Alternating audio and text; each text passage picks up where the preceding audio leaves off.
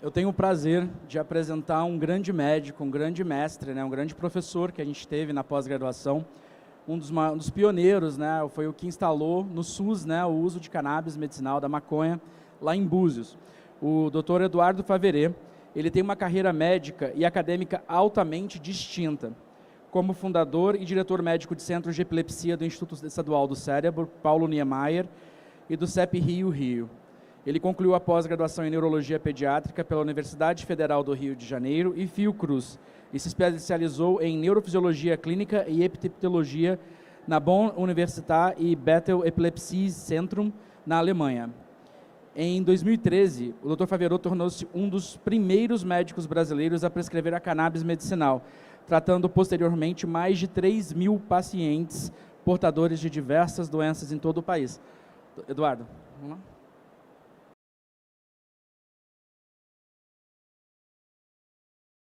Porque já se trabalhava com THC, né, entre os índios, vamos falar, entre as pessoas afrodescendentes, já desde o século XVI, né? Então a coisa não começa 11 anos atrás, mas 11 anos atrás é um renascimento das cinzas, né, da cannabis, com o surgimento do canabidiol na prática. Ele se materializa. Antes a gente não tinha acesso ao canabidiol, sequer haviam genéticas de canabidiol aqui no Brasil, né?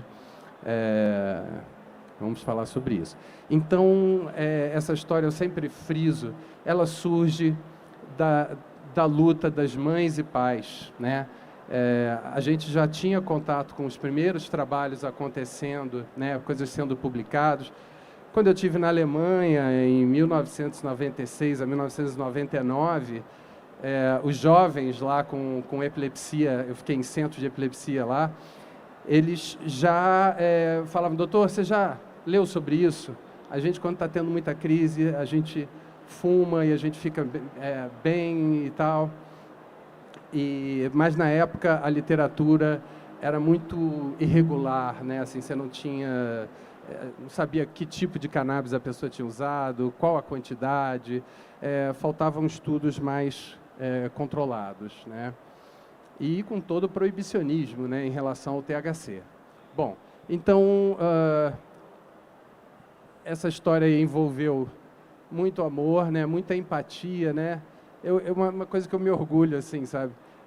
Muita gente entra nessa história porque tem uma questão muito próxima, né? Assim, pessoal, a minha mãe teve isso, meu pai, meu filho tem isso.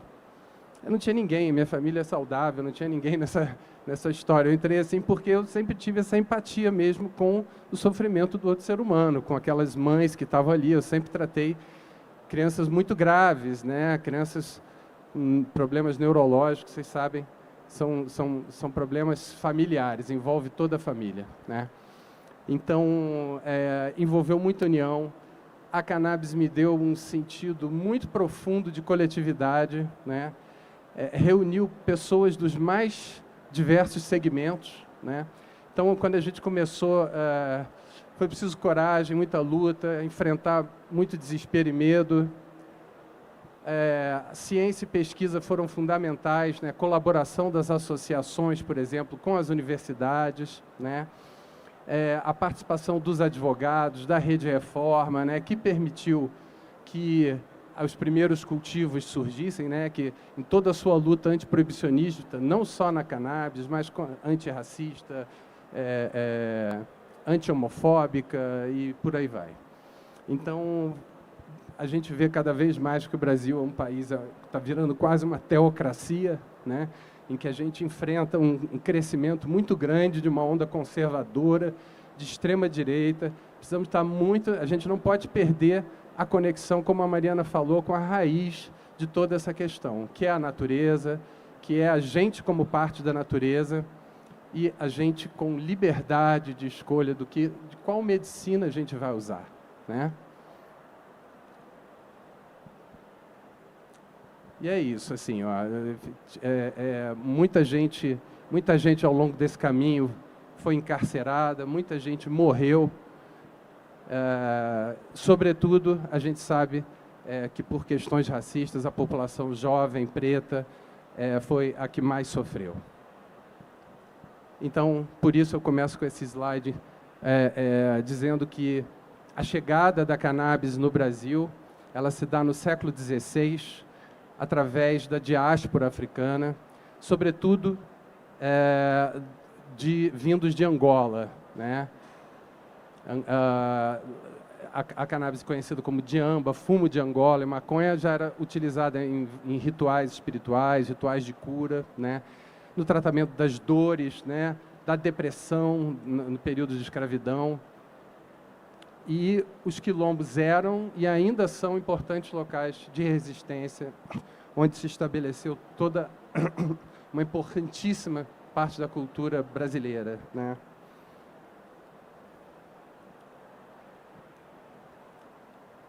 A história, na verdade, começa 2.700 anos antes de Cristo, o primeiro uso medicinal, né? A cannabis já era usada desde 4.000 antes de Cristo para fazer fibra, né? Na China, mas em 2770 o Shen Nung, o imperador chinês, considerado o pai da cannabis medicinal,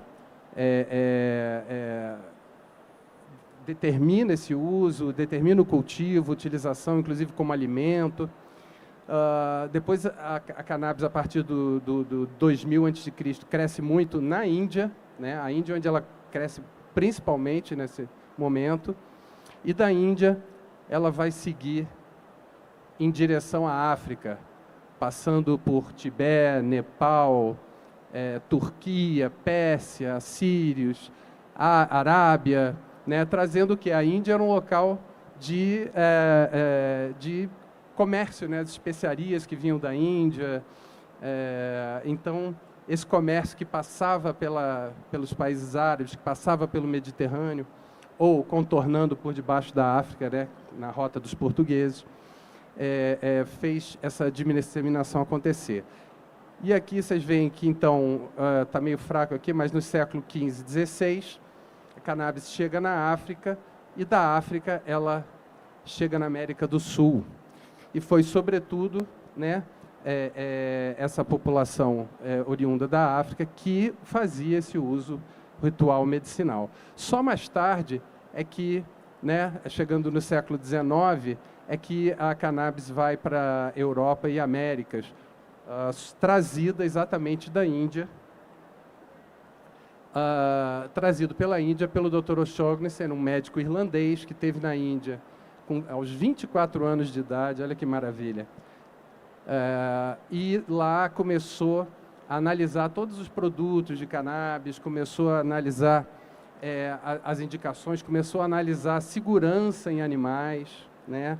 O uso como anestésico, nas convulsões e depois em pacientes clínicos, né?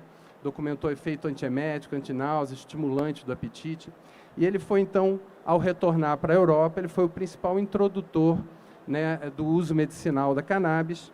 E aí a gente vê que a partir, né, chegando então no Ocidente, chegando na Europa, onde então chega uma ciência mais estruturada quando chega na Europa, né? O Gowers, eminente neurologista inglês, começa a tratar para convulsão, cefaleias e tal. E então, a partir desse final do século XIX, começa-se então a isolar o cannabinol, né? A estrutura mesmo totalmente só foi elucidada 30 anos depois, né? Inicialmente pelo Barlow Wood, depois pelo Kahn. Em 1940, o CBD isolado por Roger Adams. Em 64, Rafael Mechoulam e Echel Gaoni determinam a estrutura completa do THC. Eles ainda ajudam a determinar a estrutura do CBD e do CBN.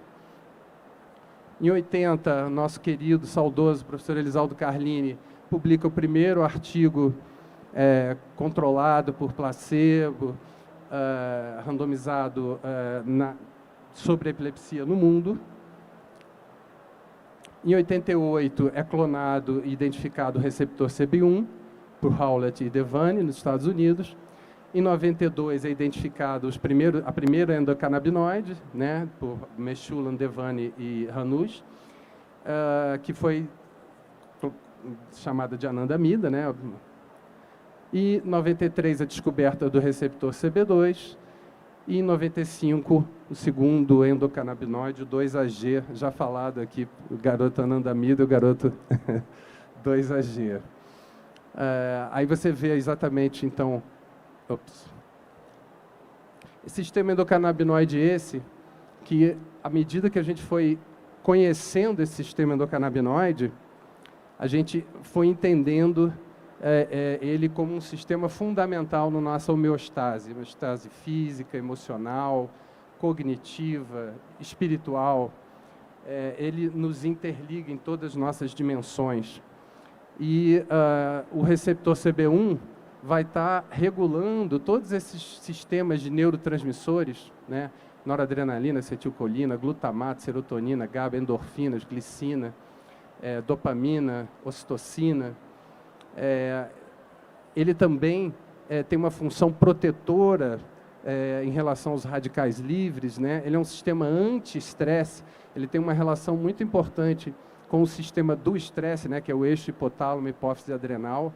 Então, quando a gente tem uma reação de estresse, a gente ganha energia através da adrenalina e cortisol, e o sistema endocannabinoide vai depois nos recuperar, vai nos tirar a dor, vai nos desinflamar, vai nos acalmar, vai nos motivar a seguir em frente, vai estimular o nosso apetite para a gente repor energia, vai estimular que a gente durma para se recuperar, vai estimular fatores neurotróficos, vai estimular a nossa recuperação o melhor possível, né? Esse sistema ainda regula a produção de energia nas mitocôndrias, ele regula resistência periférica à insulina, regula a produção hormonal, ele regula a produção em receptores nucleares de mediadores inflamatórios e outros mediadores. Enfim, ele, no sistema imunológico, né, o receptor CB2 tem um papel muito importante, mas também esses receptores nucleares, PPART, são fundamentais. Os receptores Transient Receptor Potentials regulam a parte sensorial nossa, mas também são envolvidos na parte inflamatória, na parte emocional também.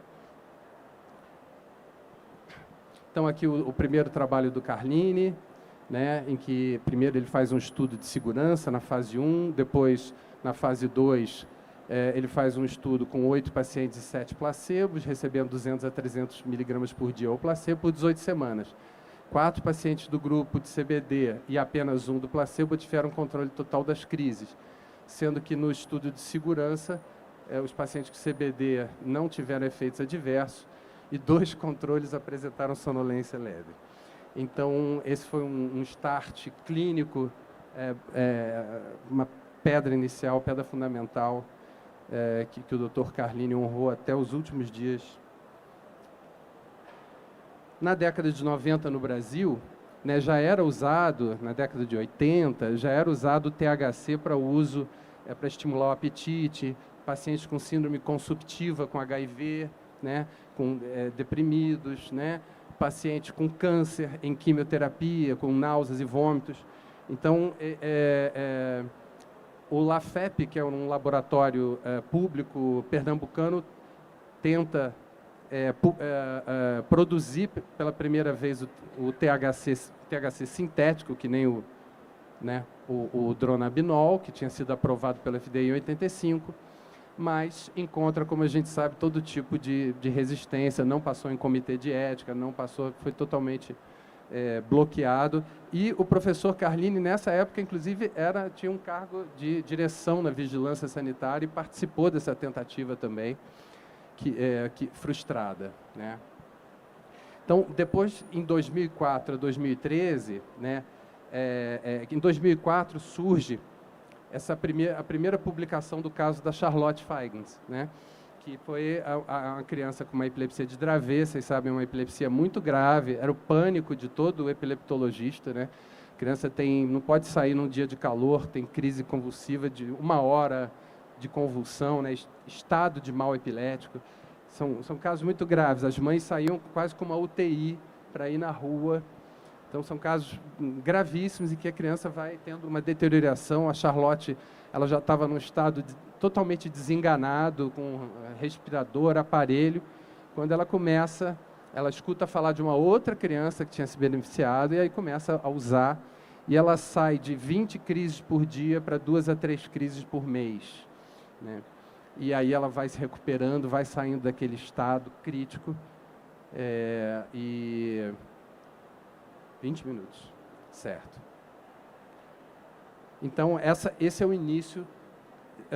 Depois vem a publicação dos primeiros surveys na internet, começa essa nova fase da internet em que mães e profissionais trocam experiências, né, por todo o mundo, e aí foram juntando os casos, fazendo questionários pela internet.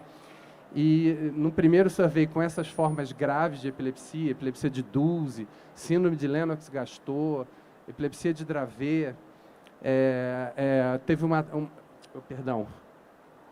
84% foram respondedores, significa que as crises reduziram pelo menos pela metade a frequência de crise, né? 42% reduziram mais que 80% e 11% ficaram livres da crise. Isso, naturalmente, devido à gravidade, foram resultados muito animadores. E esse trabalho aqui foi exatamente em, ali, ó, dezembro de 2013, né? Aqui, no meio do ano de 2013, depois de 7 anos de batalha, a gente conseguiu montar o Centro de Epilepsia no Instituto Estadual do Cérebro Paulo Niemeyer, né? Quer dizer, ele é inaugurado no Rio de Janeiro. E a gente começa a receber, né, os casos mais graves e tal. E ao final desse mesmo ano, em outubro desse ano, a gente, Margarete Marcos, né, que lideram a associação APEP no Rio de Janeiro. Já antes disso, né, eles já tinham trazido a Sofia para eu cuidar, para implantar um estimulador no nervo vago. Ela já tinha feito todo tipo de tratamento, e aí foi implantar o estimulador. E aí eles trazem uma seringa da Califórnia para iniciar o tratamento, né, junto com a Aline e o Marcos, pai da Maria Clara, com uma criança com síndrome de Rett, né? E aí Margarete, por sua vez, tinha estudado com Emílio Figueiredo, da Rede Reforma, e aí a gente é introduzindo ao mundo associativo. Nesse momento, essas figuras todas maravilhosas aqui, Pedro Zarur era presidente da Abra Cannabis, a família dele, Daniel, Ricardo, André, Marta, Emílio. A gente entra em contato com essa diversidade da associação, que eram cineastas, farmacêuticos, médicos, antropólogos, usuários, pacientes, enfim, todo mundo reunido naquele microambiente. No ano de 2014, ao final do ano de 2014, um grande marco também, que comemora 10 anos, foi o filme Ilegal, que contava, e esse filme ganha uma escala na mídia, e aí começa a ter programa no Fantástico, Globo Repórter, Fátima Bernardes, encontros e essa coisa toda. E esse filme, então, mostra essa história, né? A Margarete, a gente começa a tratar ela, né, a Sofia, e aí a Anne Fischer tinha a mesma síndrome genética, e aí a Margarete manda a seringa lá para Catiele, mãe de Anne, começar o tratamento, e ela tem uma resposta maravilhosa, até muito melhor que a da Sofia. E isso, vamos ressaltar também, porque eram mulheres brancas sendo tratadas por um homem branco, diretor do Centro de Epilepsia do Instituto do Cérebro. Isso permitiu que as lágrimas de uma mulher branca de olhos verdes fossem vistas de uma forma mais sensível, certo? E aí a Associação Ama-me, pioneira, foi a primeira associação que na verdade buscava ser uma associação de todos os lugares do Brasil, né? O Ricardo já tratava pessoas com THC naquele momento, né? Naquele momento lá inicial que eu comecei o canabidiol, ele já tratava com THC na encolha, né? e ele foi o idealizador, né? Ele falou: Eduardo, precisamos montar a SBEC, a gente tem que ter uma associação. Ele e Eliane Nunes, que era vice-presidente, atualmente presidente, foram que encabeçaram. Eu falei: eu não sou bom com essas organizações, eu dou todo o apoio e tal. E da AMA-me surgiu a Abra Cannabis, e a Abra Cannabis no Rio de Janeiro, que é aquela associação que nos acolheu e que tanto nos ensinou, né? Aí, em 2015, surge a Abrace, né? 2017, a Abrace, ela finalmente consegue uma autorização na Justiça para o cultivo, e hoje atendendo 50 mil pessoas, né? Também, nesse final de 2014, a Anvisa publica sua RDC do cultivo associativo. E aí, só que ainda limitado a neurologistas, psiquiatras e neurocirurgiões. Mas esse é um momento marcante, que até o final de 2014 era absolutamente ilegal. A gente ficou de final de 2013 ao final de 2014 ali na boca miúda, fazendo coisas ali, tratando, começando, esperando esse grande momento acontecer. Em 2015 ainda, a Margarete é outro grupo de mães, está ali o Emílio na cabeceira. Há quem reconheça o Emílio ainda nessa foto. A gente se reúne e opta, né, a PEP eventualmente seria um braço da Associação Brasileira de Epilepsia, mas Margarete sabiamente falou: olha, cannabis é muito mais do que epilepsia, acho que a gente vai seguir mais livremente se a gente se tornar uma associação de cannabis medicinal, a exemplo da Abrace, né, que naquele momento estava conseguindo sua autorização. Então, só para situar na literatura também, aí é publicado lá a experiência de Israel, que é uma experiência importante também, porque é uma experiência com óleo vindo da mãe natureza ali, né, óleo extrato integral da planta, não eram componentes isolados. Isso tem um efeito marcante, porque até hoje a maioria dos trabalhos feitos em autismo são todos com extrato integral, né? Então, a experiência de Israel com esse trabalho 20:1 foi uma experiência muito importante, né?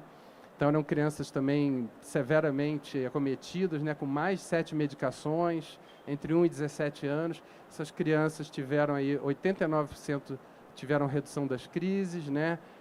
18% uma redução muito grande, e aqui uns 60% uma redução menor.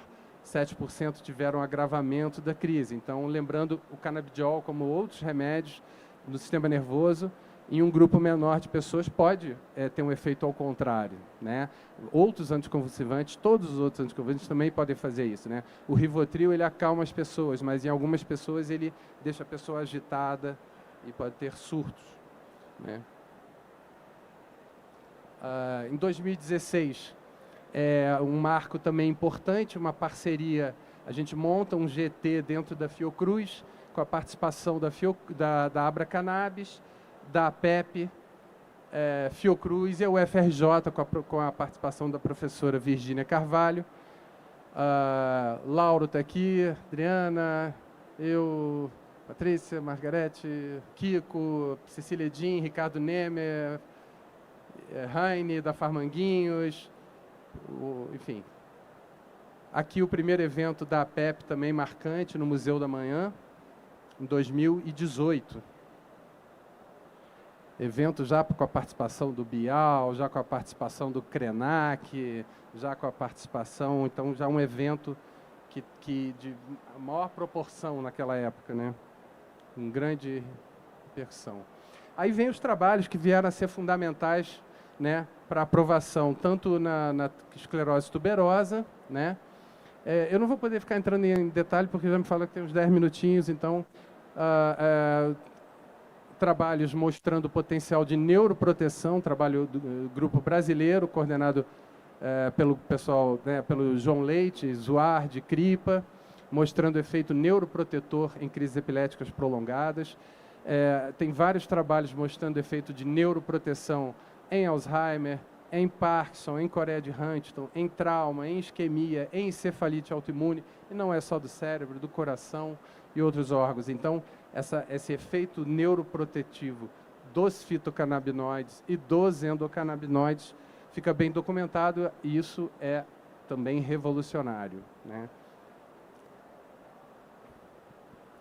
Aqui também de outros chamados minors fitocannabinoides, né? CBG, canabigerol, canabidivarina, canabicromeno, tetraidrocanabivarina, ácido tetraidrocannabinólico, todos demonstrando efeito neuroprotetor. Aqui um trabalho seminal também do grupo de estudo de Dravet, né? Esses trabalhos levaram à aprovação em 2018 do canabidiol isolado, do Epidiolex, para o tratamento dessas síndromes epiléticas graves, Lennox-Gastaut, Dravet e esclerose tuberosa. Que o trabalho também importante, desse 2019, do Pamplona, né?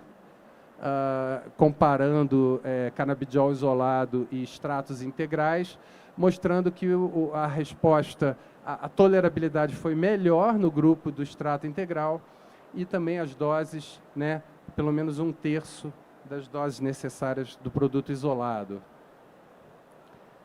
Surgiram também os trabalhos mostrando eficácia, segurança e qualidade de vida, né? Todos os trabalhos em cannabis são unânimes, todos eles. Não existe dissonância, sabe? Aquela, você somar tudo, todos eles falam, a pessoa melhora a ansiedade, melhora o humor, melhorou meu sono, enfim.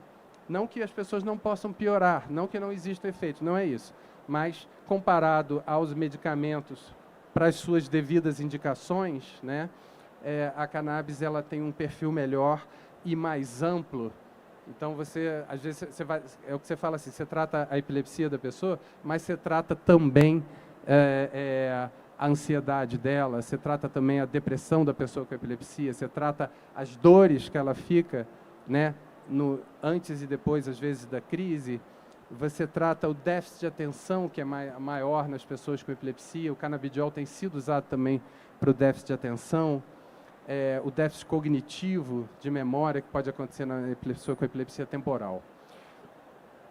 Aí, um outro trabalho importante aí de 2018 são trabalhos que mostram o que o Shen Nung lá atrás já tinha falado da planta, da cannabis ser uma planta dual, tem o yin e o yang.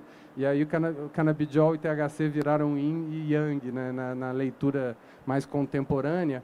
E esse trabalho em jovens usuários há 5 anos, heavy users, né, usuários pesados, foi avaliado transtorno de humor, transtorno psicótico, transtorno cognitivo, pragmatismo, etc.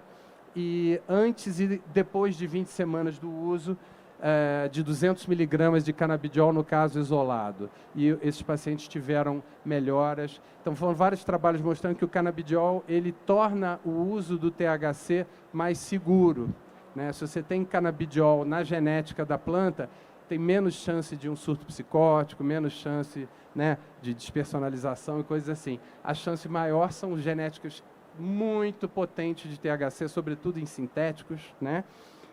Mas quando não existe canabidiol dentro da prática. Então,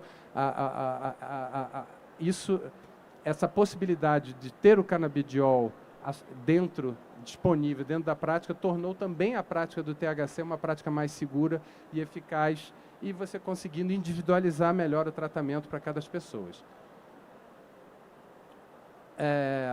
Então, o tratamento das comorbidades psiquiátricas é sempre fundamental em qualquer doença crônica, né? Todo paciente tem uma doença crônica, dor crônica, um tumor, uma doença reumatológica. Esse paciente está muito mais propenso a ter comorbidades psiquiátricas, como depressão, ansiedade e outras, né? Dores e insônia, além das dificuldades de emprego, enfim, relacionamento e etc. Então, trabalhos aqui do grupo do professor Guimarães, Francisco Guimarães, de Minas Gerais, trabalhos do grupo do professor Zuardi, né, do USP Ribeirão Preto, mostrando que o canabidiol ele é eficaz no tratamento da ansiedade. No extrato integral, em que tem um pouco do THC, é bem importante no tratamento da depressão. canabidiol em doses altas no tratamento de psicose, né? Isso também, estudo na Alemanha do professor Markus Levick, mostrou que ele é tão eficaz quanto o antipsicótico de última geração, mas não dá síndrome neurolética maligna, não engorda o paciente, não dá discinesia tardia, não aumenta a prolactina, né? Mas é claro que a gente está falando, isso não quer dizer que a cannabis chegou e não precisa de mais nada. Não é isso. A cannabis, ela chega como um instrumento central, estratégico, né, de promoção da saúde integral daquela pessoa. Mas você tem que trabalhar a nutrição, você vai precisar de algum remédio alopático em alguns casos para controlar a convulsão, para controlar a depressão, para tratar o câncer, enfim, não está negando.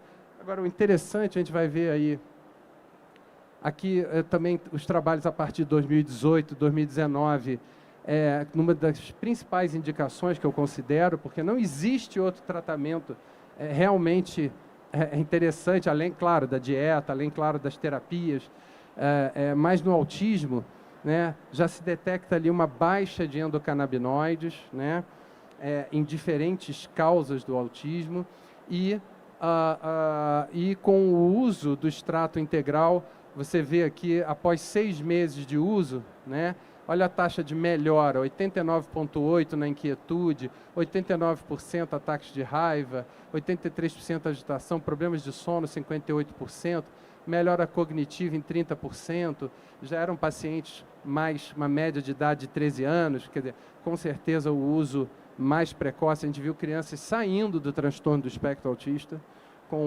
claro que depende da causa também, mas quanto mais cedo, melhor o tratamento, né? Melhor a resposta. Na oncologia, né, 2021, esse trabalho pegando pacientes com recidiva do glioblastoma multiforme, que é o tumor mais maligno, né, que a gente tem no sistema nervoso, acometendo principalmente adultos, jovens. Esses adultos, depois de ter a recidiva do tumor, foram divididos em 2 grupos. Um grupo com a segunda linha de quimioterapia, eles não podem fazer rádio de novo, nem cirurgia de novo, e o outro com essa segunda linha, a segunda linha mais placebo e a segunda linha mais o Sativex, né, o Nabiximol, a combinação de CBD e THC equilibrado no tratamento. Esses pacientes, após 1 ano e após 2 anos, dobraram a sobrevida no grupo que usou a cannabis, né?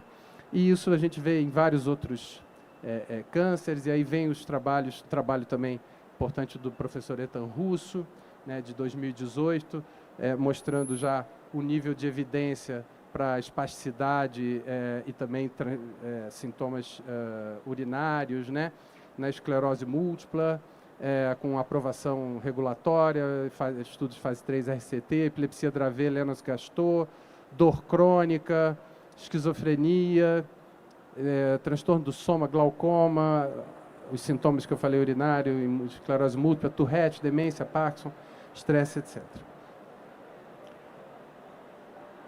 As primeiras análises no Latox, na UFRJ, que também foi sobretudo para as associações, constitui um marco, porque até então a gente usava o espectrômetro humano para saber se realmente aquilo não tinha THC ou não tinha THC. Quantas gotas você está tomando? Quantos não sei o quê? Como é que você fez a extração alcoólica? Quantas gramas você botou? Qual é o resultado, né? Qual é a genética da planta, né? Inclusive, o Dr. Ricardo Oliveira foi quem trouxe a genética da Harletsu, né? Que era um cruzamento de Harlequin com tsunami. Foi a primeira genética de CBD a ser usada na Abracannabis. Depois ela foi para Cultive, depois ela foi para Brás, ela rodou o Brasil.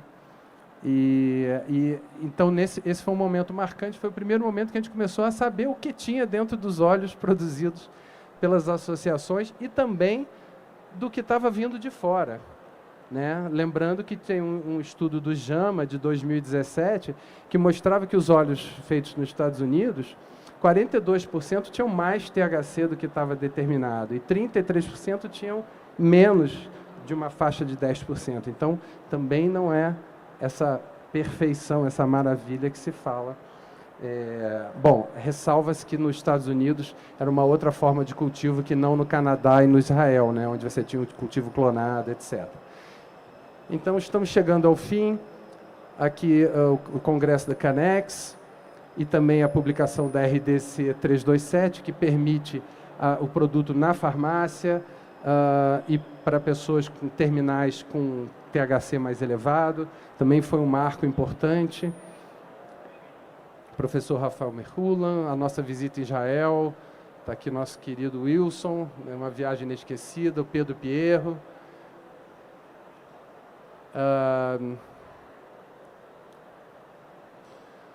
A cannabis medicinal passou a abrir o desfile no Rio de Janeiro, né, as mães vindo na frente.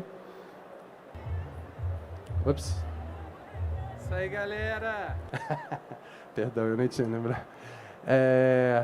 Aqui, quando foi gravado, já estreou aqui em São Paulo o filme do Beto Brant, A Planta, mas ainda vai entrar no circuito. Esses são 3 jovens incríveis, o filho da Marilene, que tinha uma epilepsia de difícil controle e que teve uma resposta incrível com óleo da Brácia há tempos atrás. E outros pacientes que foram marcantes, que foram nos programas com a gente, o William, que tinha um autismo, e aqui na visita a fazenda em Itaboraí, da Abra Rio, né? Marilene me homenageando aqui, Marilene e eu, é uma família, né? Eu, Lucas, Marilene, filho mesmo. Está aqui o Lucas num cavalo, o Lucas andando na bicicleta. Esse menino aqui, ele ficou totalmente... ele sofreu com vários diagnósticos, até chegar a um diagnóstico de síndrome de Tourette. Ele me xingava todinho. A gente ria, caía na gargalhada, kkkk. Mas você imagina o que uma pessoa com Tourette não passa e vem aqui e xinga você toda. Se teu namorado está aqui, ele vai querer dar porrada nele, ele vai... Assim, essas pessoas sofrem muito. Tiques, etc. Esse menino, ele ficou tão bem, voltou a estudar, entrou para a faculdade, tudo. Quando ele foi me visitar tempos depois, 6 meses depois, eu perguntei, ele tinha parado de usar o óleo. Ele estava se sentindo tão bem que ele parou de usar o óleo. E ele continua bem até hoje. Eu falei com a família dele. Tem um outro caso de uma filha de uma amiga também com Tourette. Ficou super bem, evoluções que a gente nunca tinha visto antes, né? Eu falei, caramba, eu nem sabia que era possível a pessoa ficar totalmente bem de Tourette e passar a ter uma vida normal, inclusive sem o óleo. Esse aqui é caso, eu até falei com a Paula Fabrício, né? Eu falei, cara, a gente tem que pegar o nosso caso de Tourette e publicar esses casos. Isso é uma coisa incrível, né? O canabidiol mudou minha vida. E esse é o William. O canabidiol mudou minha vida.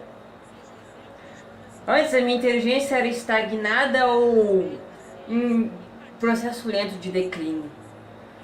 De agosto para novembro, teve uma ascensão violenta.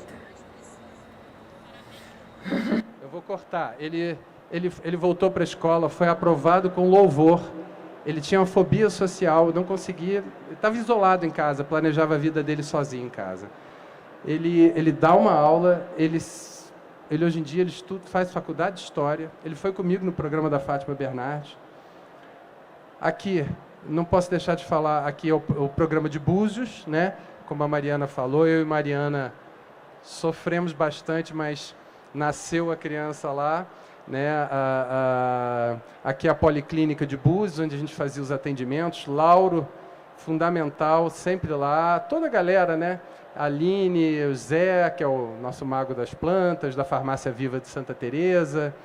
A Larissa, lá também, nossa estagiária. Felipe, a Abra Rio, que chegou junto. Primeiro ano inteiro de Búzios foi com doações e com apoio da Abra Rio. Primeiro ano inteiro. Depois veio a licitação do produto e agora existe uma bolsa cannabis, que o prefeito dá o dinheiro, a pessoa vai lá e compra o cannabis, que por enquanto é isso. Aqui foi quando eu ganhei o título de cidadão honorário de Búzios.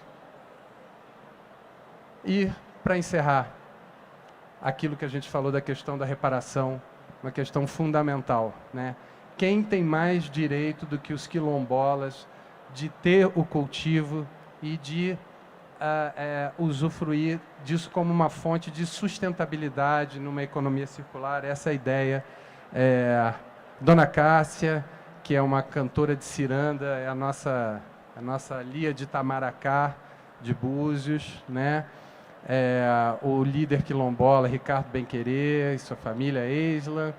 Toda a equipe que chega, a gente fazia mutirão, ia do serviço público, na sexta-feira, do sábado, a gente estava lá no Quilombo com uma galera maravilhosa, uma grande família. Aqui a nova casa da Pepe, nosso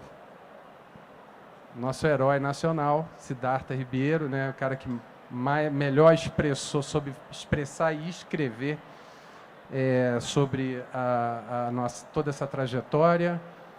Monique, assistente da Luciana Boatê, todo esse apoio de político, antes assistente do MINC, professor João Menezes, Rodrigo Pacheco, enfim, toda uma galera, Margarete, a dona da casa, a Fundação da Ambicam, com trabalho também hercúleo da doutora Ana Runi e do Eduardo Perrin. E é isso, gente, não preciso nem falar, né? Isso hoje que a gente está aqui, são agora centenas de associações, de empresas, cursos de pós-graduação, Unicam, que é a Universidade das Associações. Cadê? Por que não passa o último? Peraí. As universidades e, gente, habemus cânhamo, né? Agora temos maconha plantada em território nacional. Já temos, porque as nossas associações já estão plantando há 8 anos, né? Mas agora de uma forma oficial, não precisa ter autorização, né? Não precisa de habeas corpus, não tem medo de cultivar. Então, estamos indo para uma nova fase. Desculpa passar do tempo. Gente, obrigado aí pela fala. Gente, infelizmente, por questão de tempo, não vou poder abrir para pergunta agora, né? Mas o doutor Eduardo Faverê vai estar disponível. Quem quiser pode chegar, conversar, tirar dúvidas, né?